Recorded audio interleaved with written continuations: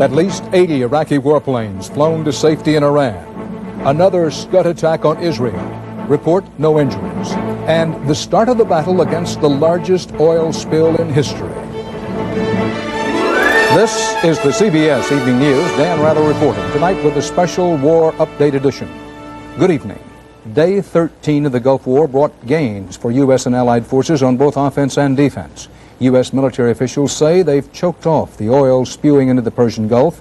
Allied forces also shot down 4 more Iraqi warplanes, and scores of Iraq's best planes and pilots mysteriously fled into what is supposed to be neutral Iran.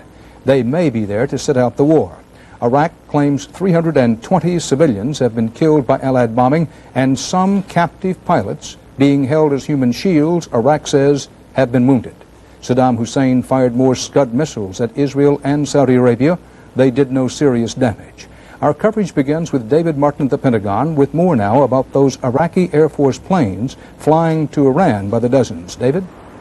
Dan, what was once a trickle of Iraqi aircraft fleeing to airfields in Iran has turned into an exodus.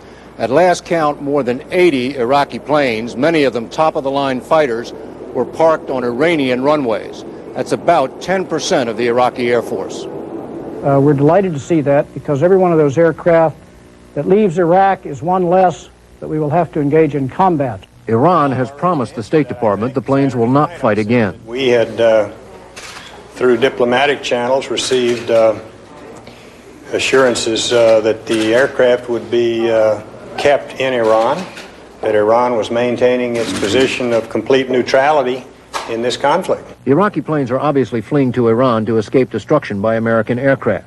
The question is, are the pilots simply defecting, or are they doing it under orders? The Pentagon doesn't know. It could be a plan to save those aircraft for some other time, to include during this conflict or after this conflict. If Saddam is saving them for after the war, that could be a sign he is resigned to defeat.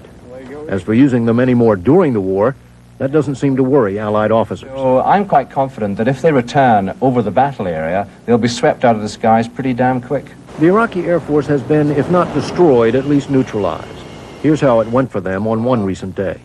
Iraqi sorties during the 24-hour period were 30. 25 of them were aircraft that went to Iran. Of the 5 others that came up, 4 were shot down, and 1 appears to have gotten away. Ultimately, the war on the ground is the only one that counts. And today, there was the first indication the bombing of Iraqi troops is having an effect. We have seen indications of damage. We have seen secondary explosions.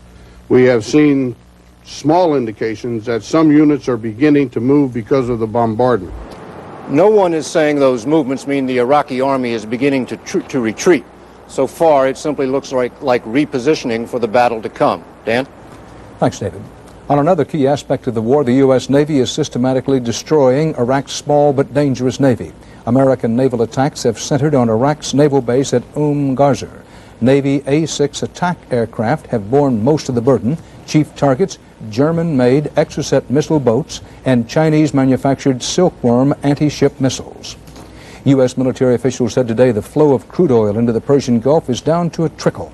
International experts arrived in the region to work on cleaning up this huge spill, which the U.S. charges was the result of sabotage by Saddam Hussein. Alan Pizzey reports. Once, this was among the most beautiful and bountiful coastlines in the Middle East, but Iraq stands accused of pouring